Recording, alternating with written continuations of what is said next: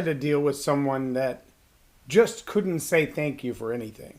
I mean, no matter what you did, no matter how well you did for them, no matter how far you went out of your way for them, there was no thank you in their mouth, no thank you in their mind. They could never appreciate anything you've done for them. I'm sure at some point in your life, whether it's in your leadership or in your parenting or just growing up through your life, you've dealt with that person that nothing that they get, no gift, no job, no opportunity is good enough for them. They always want more. That's what we're going to talk about today on Leading Leaders.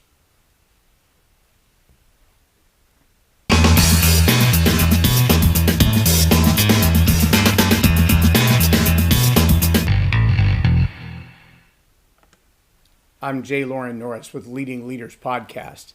And I think we've probably all dealt with somebody, at least at some point in our life. Maybe it was a child, a toddler, who doesn't realize that the things that are given to them as gifts, whether it's birthday or it's Christmas or whatever, when you give them a gift, that it's from the bottom of your heart, and whatever it is, no matter how large or small, they should be grateful for it. They should say thank you, even if it's not magnanimous gift.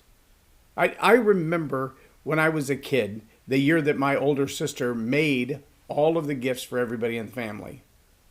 And I can look back on it now and honestly say it took me probably 5 or 10 years before I realized how important that gift was. Because there were a lot of things that went into that gift that were not just, I don't have the money to go buy you a gift, because that was part of it. We were not a rich family growing up. We're not a rich family now, but we were certainly not a rich family growing up. I remember potato soup and food stamps. I remember living that way. But when my sister made these gifts, it wasn't just a matter of, here's something I can give you so that there's something under the tree. While that was part of it, it was more a matter of, here's what I know about you. Here's what I've studied about you. I'm giving you a gift that I believe from my heart is something that would be important to you. Now, it was a little journal. It was a notebook. Who knew I would write 5 books by the time I was this age? But the idea that she recognized then that communication was important to me, I'm telling you, we were 5 or 6 years old. It wasn't a great study in humanity. It was an observation by an older sibling who said, I care enough about you to go out of my way to do something for you that I can't afford to do, but I want to do. Gratitude is the right answer for that. Now I'm going to tell you something you may not know. Or maybe you do know it, you just haven't really put 2 and 2 together on this. But gratitude is a key element of success as a leader. And it's because of the law of the picture. If you're an ungrateful soul and you don't show appreciation to the people that you lead, if the people who work around you can't find in you a thank you, well, then you're probably not going to lead very long. I've said it before. In fact, I have an entire program that I do for small businesses called The Power of PDA, the Power of Public Displays of Appreciation. Public displays of appreciation go a long way. Sometimes they go further than a paycheck. Right now, I'm working with a young man who's on his job, and he works for a company that, well, they would love him to be there 24/7. In fact, on the average, he'll have 90 plus hours on his paycheck. And there's a little bit of commission on the sales of the store, and there's a little bit of overtime that shows up in that, but they work him pretty hard. And recently the conflict has been that in order to help with his family business, he likes to take off on Saturdays. Not every Saturday, but when those Saturdays come up, it's pretty adamant that, I know I'm going to work till 2 o'clock in the morning on this Saturday, so I'd rather be off the whole day. And the store says, no, we kind of need you to be here on Saturdays so the boss can take off and the manager can take off. And we have these other people. They like to have Saturdays off from time to time. Well, see, there's a double-edged sword there in that anybody who's willing to work 90 hours a week and only ask for specific days off, not beg for the weekend off every time, not slack when they're there, but work hard, working 90 hours a week, to be promoted twice in the first 9 months on the job, that's not your average employee. As a leader, I would think a leader would say, I'm very grateful to have an employee like that. In fact, in the 9 months that employee's been there, the same location has had turnover of about 8 other people.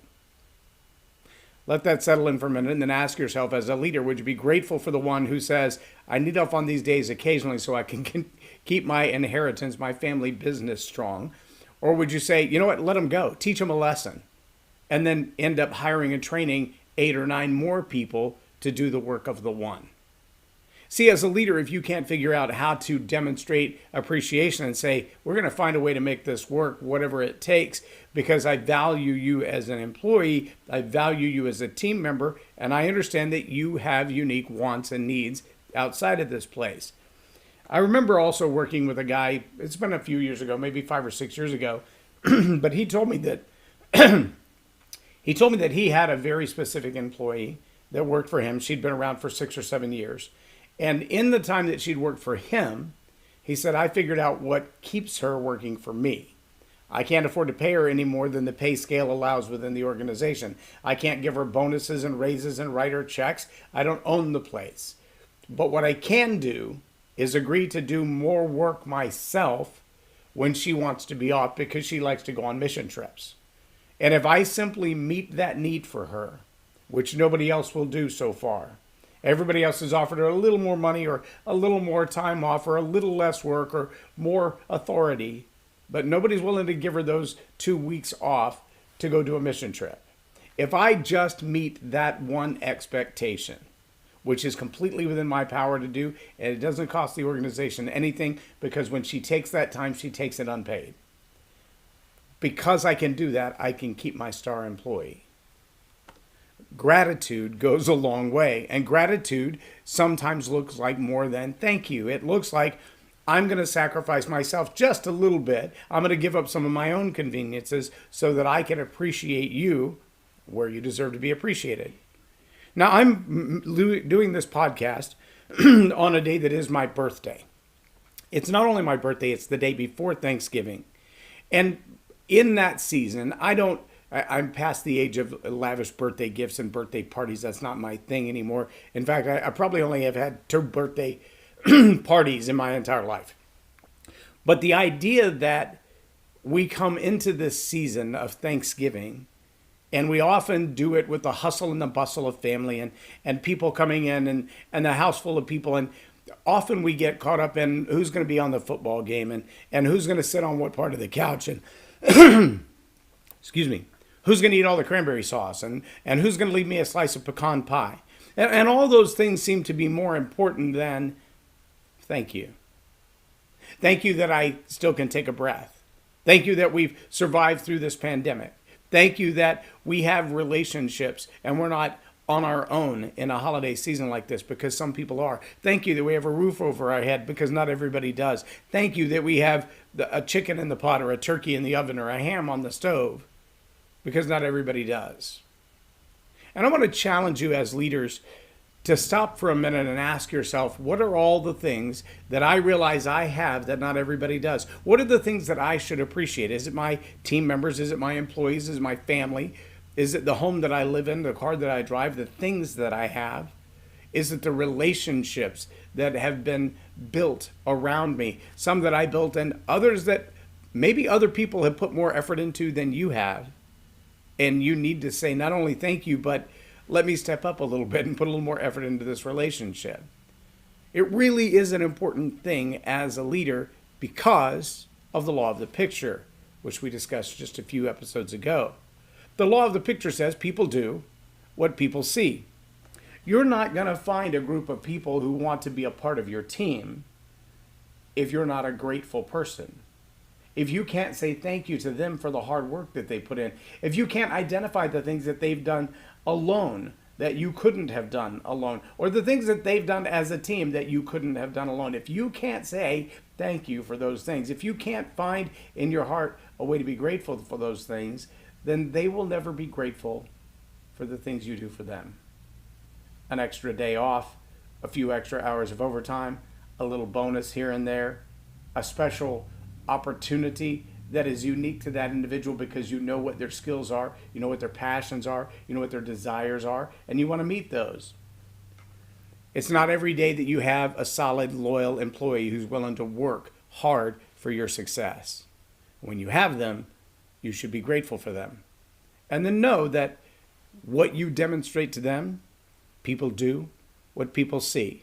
if you show them appreciation, if you show them gratitude, if you learn to say thank you, you're going to see that go a long way in their attitude, in their presence, in the way that they do their job. And you'll also see that they're more grateful toward your employees and your customers, which will take your business a long way down the road.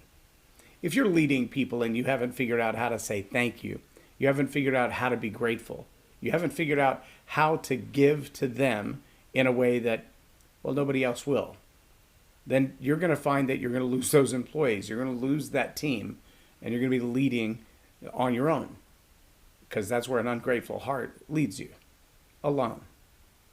I'm J Loren Norris with Leading Leaders Podcast for Tell It Like It Is TV.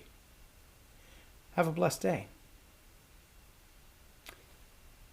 For those of you who are watching live, I also want to say this will be the last broadcast for November because Thanksgiving tomorrow. We're traveling for the weekend to Little Rock to see my daughter and her kids and pick out the biggest Christmas tree ever. Then we're also going to be recording in studio for the Roaring Lambs television show. We produce all of their shows. So all of the studio equipment that you see around me right now, well, you can't see it because you're behind the camera, but all of the studio equipment that we use to produce this show and Transforming Grace TV and Story Power TV is also the same equipment we use to produce the Roaring Lambs TV. So we will be in their studio all of next week. And so we probably will not have an episode of Roaring Lambs or of Leading Leaders unless I get to do it from their studio, which is doable, but sometimes it's hard when I'm behind the camera to also be in front of the camera. So we'll just have to see how the time works out. If I can do it, I will. And if not, I will see you back here for Leading Leaders Podcast the first week of December that is complete. That would be the week of the 7th. So I'll see you back here on the 7th of December. And I really appreciate you being a part of what we're doing here at Leading Leaders. If you're not subscribed to Liftable TV, please do that. If you don't subscribe on YouTube or on the mailing list, please do that. Whichever one of those suits you best. I know some people are subscribing to the audio version of Leading Leaders Podcast on Facebook. I appreciate that as well. I think the last stat I saw said 22,000 viewers or listeners in the last 7 days. I appreciate that growth. And I appreciate you guys being a part of this and hitting the share button. So please comment, like, share on everything that you see here. And if there's something you'd like me to address, an issue that you'd like to have a conversation about, let me know. I've also got some really good people in the hopper for the Leading Leaders Leadership Summit, kind of conversations that we'll have, just one-on-one interviews, servant leader series that will start over again in January. We'll have some great leaders that we're going to be interviewing. Mark Thomas, retired Air Force guy, will be one of those, and some others, but I'll reveal those as we get closer. Also got some story exposés on Story Power TV on a couple of organizations that have been around for 20 or 30 years and have done some incredible work. We're going to be doing some exposés on those on Story Power TV. It'll be kind of a documentary type of a format, which will be new for us. But I hope that you're getting plugged into all those things and you appreciate what we're doing. And I want to say thank you to all of you and for all of you for being a part of what we're doing. And for all of you who've already sent a birthday wish, thank you for that as well. I very much appreciate it. I am J Loren Norris with Leading Leaders Podcast for Tell It Like It Is TV. Have a blessed day.